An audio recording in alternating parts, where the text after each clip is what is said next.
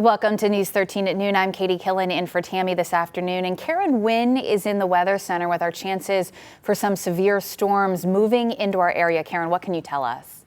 Well, we are looking at a very active afternoon. Do get ready for some warnings. We do have a weather warn day for the severe storms, with damaging wind being the main threat, but we can't rule out some large hail or even an isolated tornado. We do have a severe thunderstorm watch out now for some of the mountains, the southern counties, Transylvania, Henderson, Rutherford, and Polk, until 7 o'clock this evening, along with the entire upstate and northeast Georgia. So again, damaging wind with these strong storms knocking on our door. Right now, we just see scattered showers across much of the mountains, but look out to the west of Andrews. And then we have a closer look at this line moving through Georgia. No warnings yet, but don't be surprised if over the next several hours we do get some. Now, much of our atmosphere has kind of been worked over from the rain we got this morning. That helps stabilize things, but give it a little bit more time to get warm and more unstable in the atmosphere. We do have that better chance for those storms on through the afternoon. An elevated risk, that's level 2 out of 5 for most of us. All of us in the mountains, we see that risk go into a level 3, a higher risk, as we head on into the upstate and over to Charlotte. Once again, this afternoon, a very active afternoon. Do be prepared for some of those severe thunderstorm warnings. Know your safe place. Be prepared to move to it quickly. We are in for a warm one, and we do see that afternoon planner with those storms beginning to taper off around 4 p.m. All right, thanks, Karen. And despite the incoming weather, a statewide burn ban is still in effect. No grilling, bonfires, or campfires are allowed until further notice. And it's great news for Polk residents, the rain that is, after those fires across the region. And at this hour, crews are out making sure smoldering hot spots don't flare back up. Kim King is live at the command center. And Kim, there are hundreds of personnel there right now.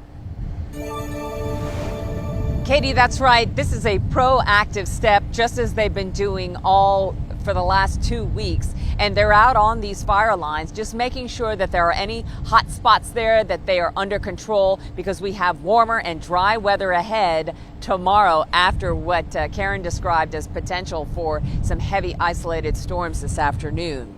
Now, fire crews are on those lines where they took dozers to contain the fires. Now they're doing repairs on lines to protect water quality. On stream areas where they dozed, they're putting down hay and grass seed around natural drainage areas. As for the rain on fires, so it cools it down a lot, it tempers it a lot, so there can still be hot spots, but they're not, big long flame lengths or anything.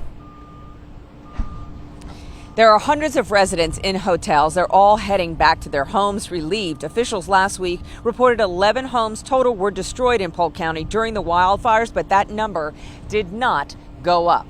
Reporting live from Polk County at the Tryon Equestrian Center, Kimberly King, News 13.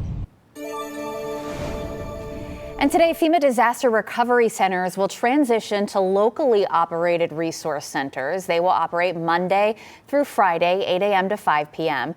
The U.S. Small Business Administration will have specialists to help people apply for disaster loans.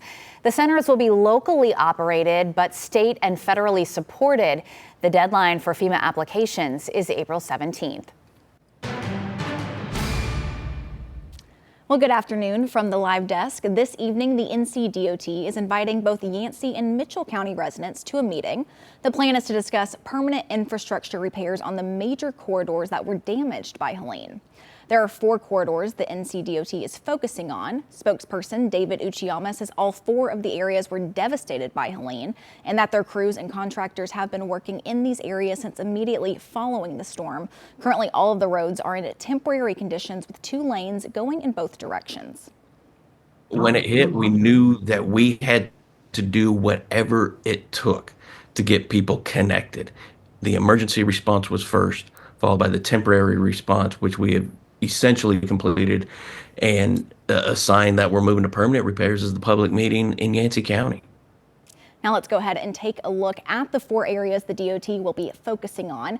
NC 197 North includes 18 miles of repairs in the Tow and Nolichucky River Basin, 30 miles of repairs on NC 197 South, including 11 miles of NC 197.